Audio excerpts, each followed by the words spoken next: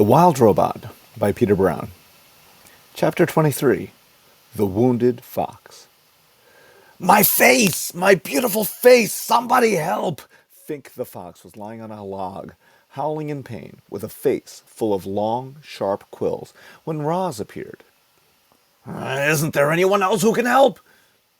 Would you like me to leave? Said the robot.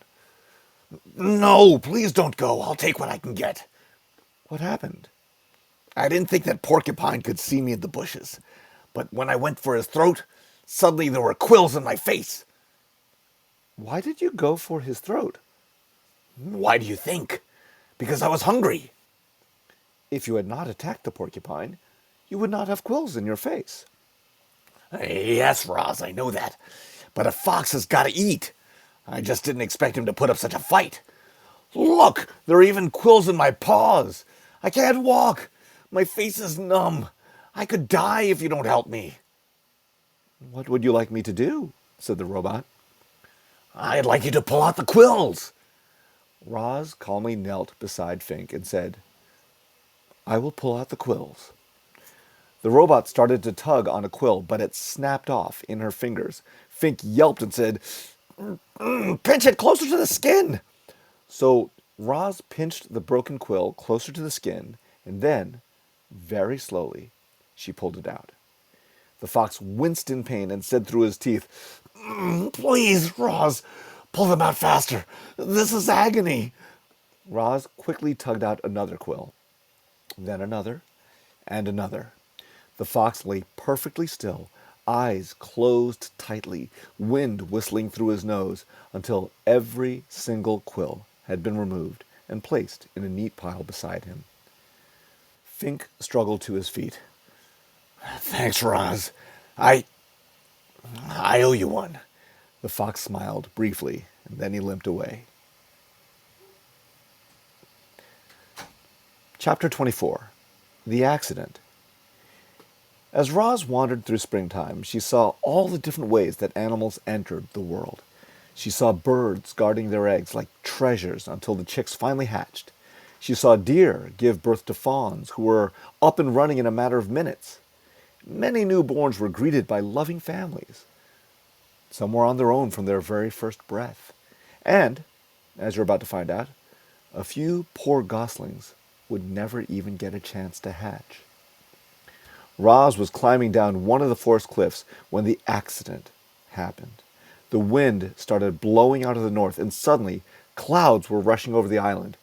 With the clouds came a spring shower, a downpour actually, and there was our robot, clamping her hands onto a wet block of stone on the side of the cliff. But the block couldn't handle the extra weight, and as the heavy robot hung there, cracks suddenly shot through the stone and it started breaking apart. Down went the robot, plummeting into the treetops below. She crashed through branch after branch before finally hooking an arm around one. Then she dangled there, gently swinging as rocks roared past her on their way to the forest floor. When the dust settled, Roz shimmied down the tree trunk. The ground was littered with broken rocks and splintered wood and pulverized shrubs. And within all that rubble was a goose nest that had been torn to shreds. 2 dead geese and 4 smashed eggs lay among the carnage. The robot stared at them with her softly glowing eyes, and something clicked deep inside her computer brain. Roz realized she had caused the deaths of an entire family of geese. Chapter 25. The Egg. As Roz stood in the rain, staring down at those poor, lifeless geese, her sensitive ears detected a faint peeping sound coming from somewhere nearby. She followed the peeps over to a clump of wet leaves on the ground, and when she peeled back the leaves, she discovered a single perfect goose egg sunk in the mud. Mama! Mama! Peeped a tiny, muffled voice from within the egg. The robot gently cradled the fragile thing in her hand. Without a family, the unhatched gosling inside would surely die. Roz knew that Some animals had to die for others to live. That was how the wilderness worked. But would she allow her accident to cause the death of yet another gosling? After a moment, the robot started to walk. Carefully holding the egg, she moved through the forest and away from that sad scene. But she didn't get far before Fink burst out from the bushes.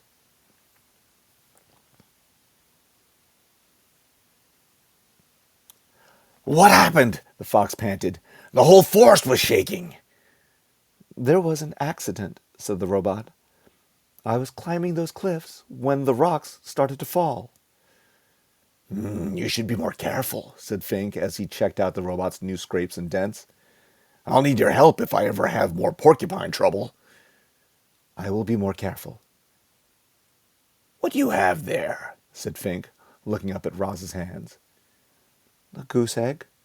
Oh, I love eggs. Can I eat it? No. Please? No. Why do you want it? The fox scowled. I thought you didn't eat food.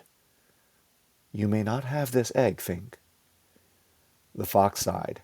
He scratched his chin, and then he started sniffing the breeze. His nose had found the scent of the dead geese. You can keep your egg, he said as he trotted toward the cliffs. I smell something better. The robot walked on through the misty forest for a long time, until she was standing beneath a sprawling oak tree. Roz placed the egg on a pad of moss. Then she snatched grass and twigs from the ground and delicately wove them together to make a little nest. She placed the egg inside the nest, placed the nest on her flat shoulder, and climbed up into the branches. Chapter 26. The Performer. Up in the sprawling oak, the goose egg was peeping and wobbling around its nest. "Mama! Mama!" said the egg. "I am not your mother," said the robot.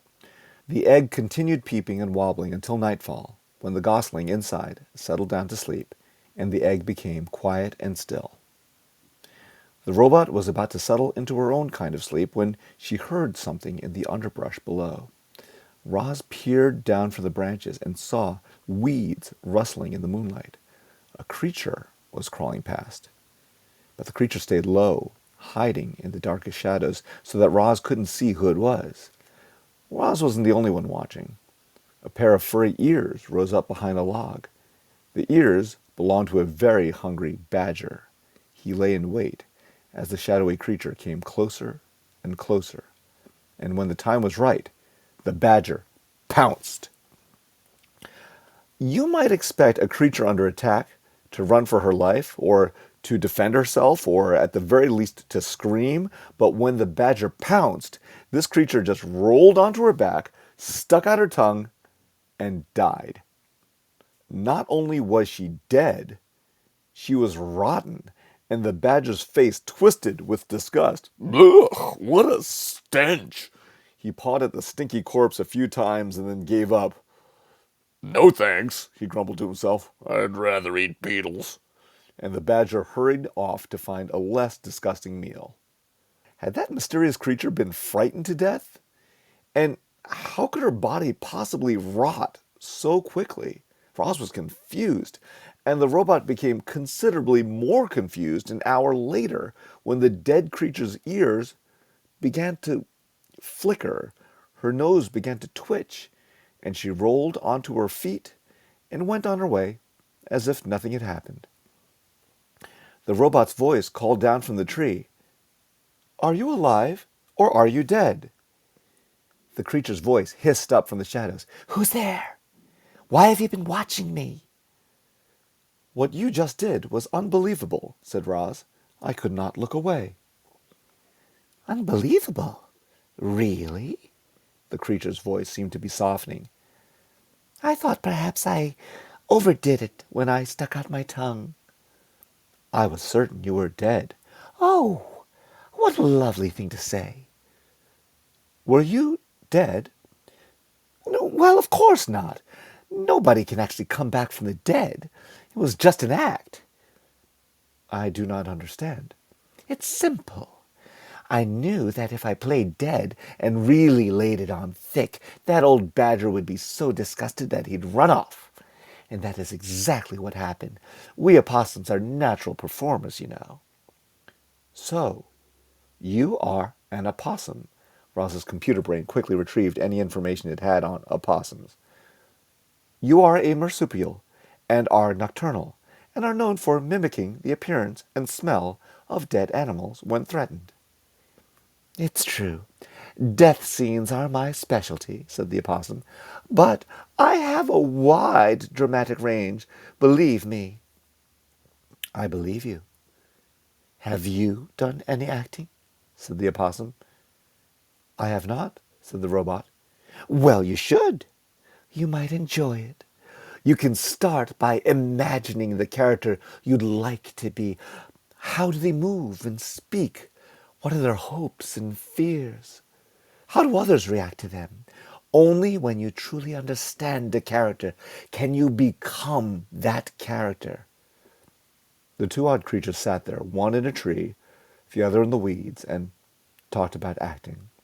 The opossum went on and on about her various acting methods and her triumphant performances, and our robot absorbed every word. But why do you pretend to be something you are not? Said the robot. Because it's fun, said the opossum, and because it helps me to survive, as you just saw. You never know, it might help you survive too. Soon the robot's computer brain was humming with activity. Performing could be a survival strategy. If the opossum could pretend to be dead, the robot could pretend to be alive. She could act less robotic and more natural. And if she could pretend to be friendly, she might make some friends. And they might help her live longer and better. Yes, this was an excellent plan. Roz wasted no time and spoke her next words in the friendliest voice she could muster. Madam Marsupial, it would be a great honor and absolute privilege if you would kindly inform me of your name. Roz's friendly demeanor needed some work, but it was a start. Yes, of course, said the opossum. My name is Pinktail, and you are? Leaves gently shook as Roz climbed down from the tree. It is a very lovely pleasure to make your acquaintance, my dear Pinktail. A moment later, the robot stepped into the moonlight. My name is Roz. Oh my! The opossum gasped. You're the monster. I am not a monster. I am a robot. And I am harmless. Harmless? Really? Well, you do seem rather gentle. And I heard someone say that you don't eat any food at all, which makes no sense, but hopefully it means you won't eat me. I will not eat you, said the robot. I'm so glad to hear that, said the opossum, and a moment later, she too stepped into the moonlight. It's nice to meet you, Roz. A weak smile appeared on Pinktail's pointy face. Roz thought things were going really well, but she didn't know what to say next. Neither did Pinktail. So the two friendly creatures just stood there together and listened to the crickets for a while. Well, I should be on my way, said Pinktail at last. Have a nice evening, Roz. Have the nicest evening, Pinktail. I shall look forward to the pleasure of encountering you again in the future. Soon, I hope. Farewell. With that awkward goodbye, Pinktail slipped back into the weeds, and Roz climbed back into the tree.